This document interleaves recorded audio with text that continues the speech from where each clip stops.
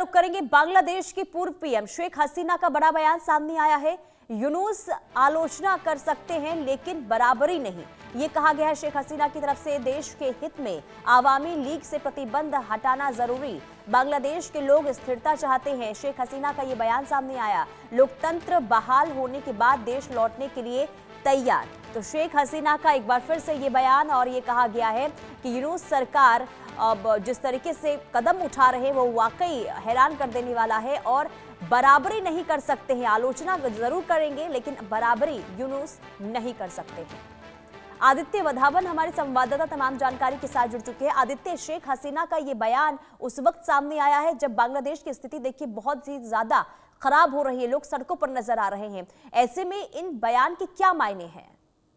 जी बिल्कुल, ये पुनीता, अगर आप देखेंगे तो ये बयान काफी अहम है जो शेख हसीना ने बताया है, क्योंकि जो बांग्लादेश में अराजकता की स्थिति चल रही है, लॉलेसनेस की पूरी सिचुएशन जो बांग्लादेश में बिल्कुल चरण पर है। हम देख रहे हैं कि किस तरह से जब से ये मोहम्मद यूनुस की अंतरिम सरकार आई है उसके बाद पूरी लॉलेसनेस बांग्लादेश में फैल चुकी है। पुलिस जो आर्सनिंग करते हैं, मॉब वायलेंस करते हैं, उनपे कोई बांग्लादेश की वहां पर कोई एक्शन नहीं ले रही। तो कहीं ना कहीं बांग्लादेश की इसमें हालत बहुत ज्यादा जो है ठीक नहीं है, खस्ता हालत है। और इसी को मद्देनजर रखते हुए शेख हसीना ने कहा है कि ये बहुत ज्यादा चिंताजनक है, क्योंकि उनके शासन में बांग्लादेश में पूरी तरीके से जो सिक्योरिटी थी एक तरीके से थी, पूरी स्थिरता थी बांग्लादेश में। लेकिन अब कहीं ना कहीं पिछले कुछ समय से जब से ये मोहम्मद यूनुस की सरकार आई है उसके बाद से चीजें खराब होती नजर आई हैं। हमने देखा है कितनी बार पाकिस्तान के मिलिट्री पर्सनल और पॉलिटिकल लीडरशिप बांग्लादेश की लीडरशिप के साथ मिली। तो कहीं ना कहीं एक तरह से बांग्लादेश अब धीरे धीरे पाकिस्तान का एक जो है पॉन जो है एक एक पॉन बनता हुआ नजर आ रहा है। किस तरीके से हमने देखा कि बैक टू बैक मीटिंग्स हुई हैं। अभी कुछ ऐसी हाल ही में कुछ ऐसी खबरें भी आई कि हाफिज सईद जो है, जो आतंकी हैं पाकिस्तान में, वो कहीं ना कहीं बांग्लादेश को as a launch pad terror के लिए यूज कर सकते हैं, भारत विरोधी गतिविधियों के लिए। तो कहीं ना कहीं पुनीता, हम देख रहे हैं कि अस्थिरता पूरी, क्योंकि जो अर्थव्यवस्था है बांग्लादेश की पूरी तरीके से चरमरा गई है। हमने देखा किस तरीके से अभी कुछ समय पहले यूएस सील्स ने भी बांग्लादेश में कुछ अपनी तैनाती करी, डिप्लॉयमेंट करी। यूएस मरीन्स की डिप्लॉयमेंट वहां हुई।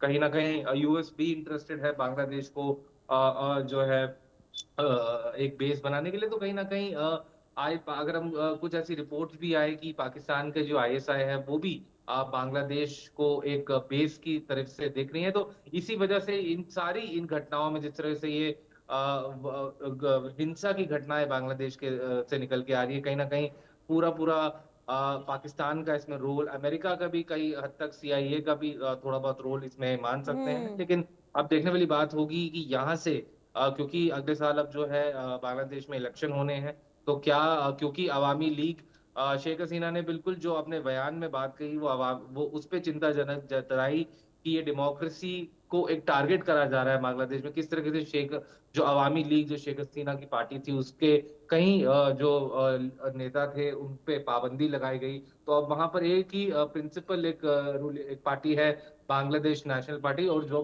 कि बहुत मुमकिन है जो खलीदा जिया की पार्टी है वो जो है जो अगले साल जब बांग्लादेश में इलेक्शन होंगे तो वही जीतेगी। और कहीं ना कहीं बांग्लादेश नेशनल पार्टी का एक भारत विरोधी जो है एक वो नजरिया रहा है। तो अब देखने वाली बात होगी पुनीता, यहाँ से किस तरीके से जो बांग्लादेश में सियासत है आगे जाती है। जी बिल्कुल। और देखिए, क्योंकि चुनाव होने हैं, चुनाव से पहले हमने भी देखा बांग्लादेश में किस तरीके से कई सरकारी इमारतों को आके हवाले किया गया, वहां पर तोड़फोड़ हुई है, यूनुस के दफ्तर पर भी तोड़फोड़ हुई, और इसके बाद अवामी लीग पार्टी पर प्रतिबंध लगाना, ये साफ तौर पर वहां समझा जा रहा है कि चुनाव को टालने के लिए तमाम कोशिशें वहां पर जारी है।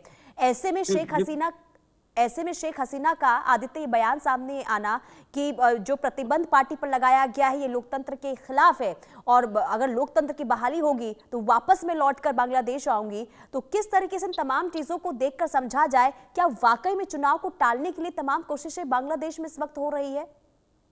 जी बिल्कुल, अगर चुनाव होते भी हैं बांग्लादेश में पुनीता, तो अब जो क्लियर एक विनर यहाँ से निकल के आ रहा है वो बांग्लादेश नेशनल पार्टी ही नजर आ रही है। क्योंकि अभी जो है हम देख सकते हैं कि जो ऑपोजिशन है बांग्लादेश में रही नहीं है। ये जो मोहम्मद यूनुस की अंतरिम सरकार है वो भी कंप्लीटली एक तरीके से बांग्लादेश नेशनल पार्टी को ही सपोर्ट करती हुई नजर आ रही है। तो कहीं ना कहीं अब ये एक बहुत ज्यादा एक नाजुक स्थिति में है की सियासत जो बांग्लादेश में हो रही है। और अब इसका खामियाजा भी बांग्लादेश को और बांग्लादेश के लोगों को ही जो है अब भुगतना पड़ेगा। अब देखने वाली बात होगी पुनीता, यहाँ से ठीक है, किस तरीके से जो है सियासत आगे बढ़ती है। जी बिल्कुल। बांग्लादेश में क्या आगे स्थिति बनती है, क्या चुनाव सही तरीके से हो पाते हैं, ये भी देखना बहुत अहम होगा।